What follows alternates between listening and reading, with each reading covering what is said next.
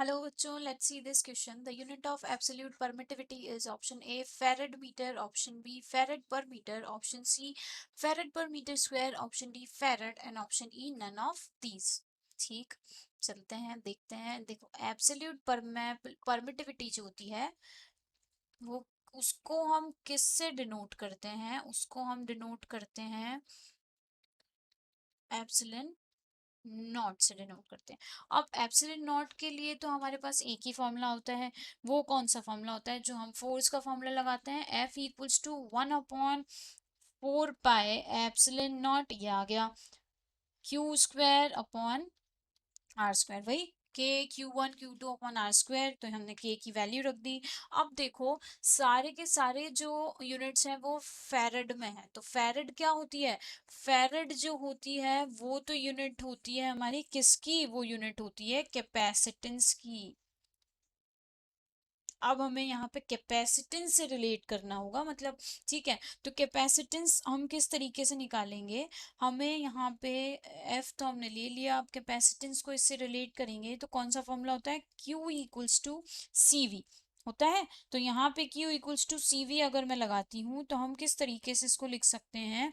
हम लिख सकते हैं V जो है उसको हम लिख सकते हैं, उसको हम लिख देंगे C इंटू डब्ल्यू बाय क्यू. इस तरीके से बता सकते हैं एनर्जी.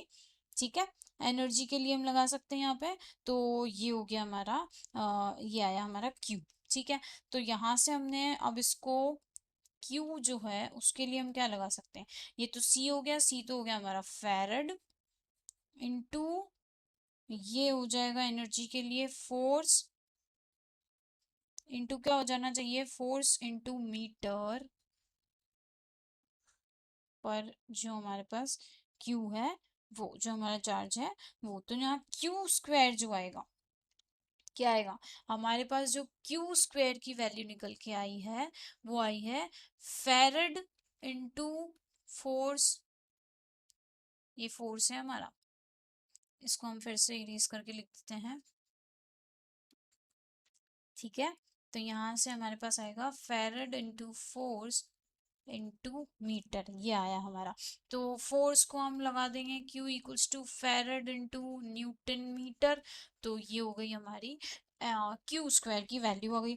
अब जो ये क्यू स्क्वायर है इसको हम कहाँ पुट कर सकते हैं? इसको हम पुट कर देते हैं एफ वाले फॉर्मूला में. ये जो इक्वेशन थी हमारी, तो यहाँ पे हम एफ निकालेंगे 1/4 pi epsilon naught q square. Q square मतलब F N M divided by R square, ऐसा कुछ होगा.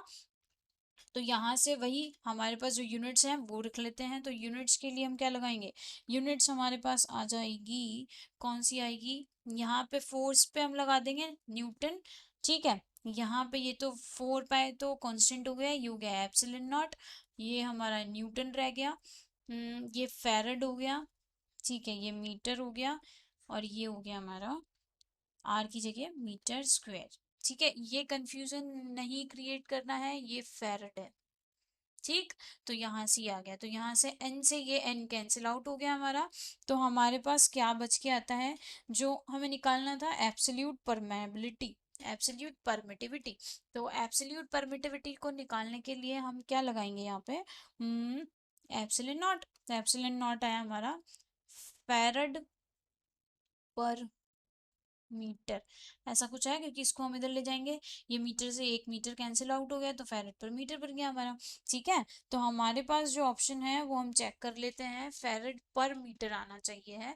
फेरेड तो गलत हो गया, ये कैपेसिटेंस की हो गई. फेरेड मीटर नहीं है हमारे पास. फेरेड पर मीटर बिल्कुल सही है, ये भी नहीं है हमारा और ये भी नहीं है. तो हमारा ऑप्शन कौन सा है? Option B is a correct answer. Best of luck.